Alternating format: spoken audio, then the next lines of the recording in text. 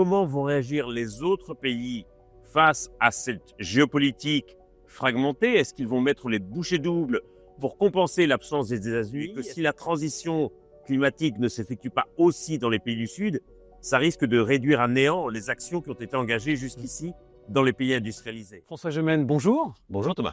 Merci, nous sommes à quelques jours de la COP30 qui va s'ouvrir à Belém.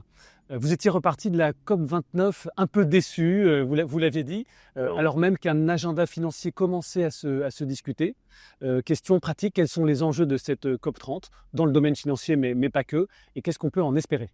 Je dirais qu'il y a deux grands enjeux. D'abord, un enjeu sur le sujet. On sait que cette COP30 va porter avant tout sur les questions de déforestation et d'agriculture, qui ont été jusqu'ici un peu le parent pauvre des négociations.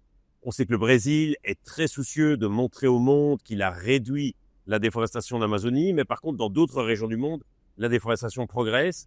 Et donc, est-ce qu'on va parvenir à mettre en place une forme de gouvernance mondiale des forêts? Ça reste un gros point d'interrogation pour cette COP. Et puis, l'autre enjeu, il touche évidemment au moment. À la COP29, on avait commencé à mettre en place un début d'agenda financier, mais qui peine à se concrétiser, et qui peine d'autant plus à se concrétiser qu'en Europe, les gouvernements ont les poches vides, qu'aux États-Unis, on se désengage et qu'on fait marche arrière à toute vitesse. Et donc, la question qui se pose, c'est comment vont réagir les autres pays face à cette géopolitique fragmentée? Est-ce qu'ils vont mettre les bouchées doubles pour compenser l'absence des États-Unis? Est-ce qu'ils vont au contraire se retirer et suivre le mouvement américain? Et est-ce qu'on va parvenir aussi à mobiliser la finance privée en complément de la finance publique qui, on le voit aujourd'hui, n'a pas les reins suffisamment solides que pour abonder les fonds et les décisions qui ont été prises à la COP29. Vous êtes maintenant d'ailleurs professeur à HEC, mais aussi président de l'Observatoire de la finance durable. On peut peut-être s'appesantir un petit peu sur cette dimension. À la sortir de la COP de Bakou, il y a un nouvel objectif de finance climat qui a été proposé. Avant, Oui. c'était 100 milliards entre 2020 et 2025. Et là, on a une perspective à 300 milliards à partir de 2035. Où est-ce qu'on en est? Quels sont les défis? Évidemment, il y a les questions géopolitiques que vous avez évoquées, Oui. mais aussi des questions financières. Et évidemment des questions financières, il y a aussi des questions sur la forme que prendra ce financement. Si on veut voir le verre à moitié plein, on peut se dire on a triplé les engagements par rapport à ce qu'ils étaient auparavant. Néanmoins, on reste largement en deçà des demandes qui étaient formulées par les pays du Sud et qui sont effectivement des demandes de nature à pouvoir financer à la fois les pertes et dommages et les politiques de transition dans les pays du Sud. Je pense qu'un enjeu fondamental, c'est qu'on a encore volontiers tendance à voir dans les pays industrialisés cette question de la finance climat comme une forme de charité qu'on donnerait aux pays du Sud, sans réaliser que c'est aussi dans notre intérêt, bien entendu, et que si la transition climatique ne s'effectue pas aussi dans les pays du Sud, ça risque de réduire à néant les actions qui ont été engagées jusqu'ici dans les pays industrialisés. Donc pour le moment, pour être très clair, le compte n'y est pas. La question, c'est notre capacité à mobiliser d'autres instruments financiers et d'autres acteurs pour abonder les sommes qui ont été promises. Et évidemment, sachant que les sommes promises sont en deçà des demandes des pays du Sud, si nous ne parvenons pas à abonder ces sommes, le risque, c'est évidemment d'avoir un clivage, une tension entre pays industrialisés et pays du Sud qui deviendra impossible à combler. Oui, le climat est devenu un élément de crispation géopolitique. Vous l'avez déjà écrit d'ailleurs dans des précédents ouvrages, mais on le voit de plus en plus chaque jour. Peut-être quelques mots. Et un élément de tension nord-sud très très forte aujourd'hui qui dépasse en réalité le cadre de la négociation climat. Pendant très longtemps, la négociation climat s'était tenue un peu à l'écart d'autres enjeux géopolitiques, comme si c'était une sorte de bulle protégée des vicissitudes de la géopolitique internationale. Aujourd'hui, elle est à la fois affectée par ces enjeux géopolitiques et elle affecte à son tour les questions géopolitiques. On peut se dire que c'est finalement une bonne nouvelle que la négociation climat soit pleinement intégrée dans les relations internationales, mais le problème c'est que vu l'état de la géopolitique en ce moment, ça ne facilite pas les choses pour la négociation climat. Peut-être lors de la dernière COP, d'ailleurs, on avait vu à la fois la Chine et un certain nombre de pays du Golfe qui n'étaient pas historiquement des émetteurs de finance climat, puisqu'ils n'étaient pas au début des années 90 des émetteurs majeurs. Est-ce que vous les voyez aujourd'hui bouger? Est-ce que ça peut être un des éléments qui facilite la discussion Nord-Sud? Ça peut être un des éléments qui facilite la discussion Nord-Sud. Il y a 10 ans, toute une série de pays qui étaient receveurs de l'aide internationale deviennent aujourd'hui des contributeurs nets.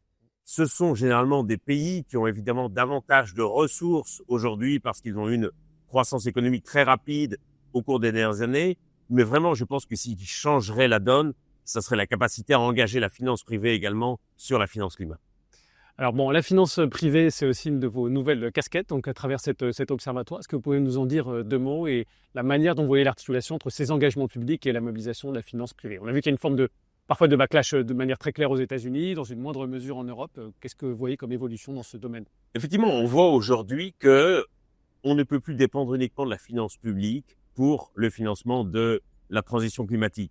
Qu'il s'agisse évidemment des plans d'adaptation, mais qu'il s'agisse aussi des plans de transition et notamment de transition énergétique, de sujets comme la rénovation énergétique des logements. On voit bien aujourd'hui qu'à l'évidence, le gouvernement a les poches vides et ne parviendra pas à mettre l'argent sur la table.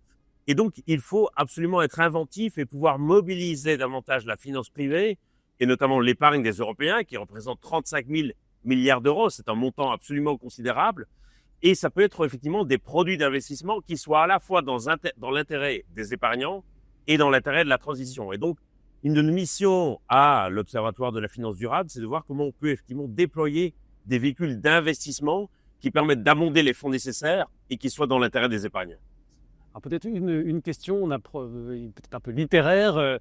Vous avez réédité l'Atlas de l'Anthropocène. Donc la finance fait partie des sujets nouveaux, en tout cas davantage mis en avant dans cette nouvelle édition. Il y avait les premières éditions en 2019, je crois, 2021. Donc cette nouvelle édition inclut un passage sur la finance. Peut-être nous dire un mot aussi sur les autres sujets que vous avez souhaité ajouter en fait aux précédentes éditions dans cet atlas. Bien sûr. Alors, chaque nouvelle édition de l'Atlas, d'une part, nous permet de mettre à jour et d'actualiser toutes les données, mais aussi de créer de nouvelles planches qui touchent à de nouveaux sujets de débat public sur les questions d'environnement, de climat, de biodiversité. Et donc, comme vous l'avez dit, il y a une nouvelle planche sur la question de la finance.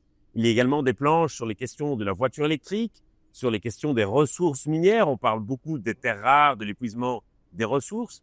Une double planche aussi sur la géo-ingénierie. Est-ce que la technologie va pouvoir nous aider là où la décarbonation ou l'adaptation font défaut? C'est des sujets qui aujourd'hui posent de vraies questions dans le débat public et donc l'Atlas essaie de les objectiver en fournissant les données de manière à ce que chacun puisse se faire une opinion et de manière à pouvoir informer le débat public. Donc, par exemple, sur les terres rares, qui sont un des sujets de contentieux actuellement entre les États-Unis et la Chine, mais où l'Europe est également très intéressée. Est-ce que vous pouvez nous en dire deux mots? Bien sûr, sur les terres rares, on essaie de montrer où sont globalement ces terres rares qui, petit scoop, ce ne sont pas des terres et elles ne sont pas rares, c'est juste le nom qu'elles portent.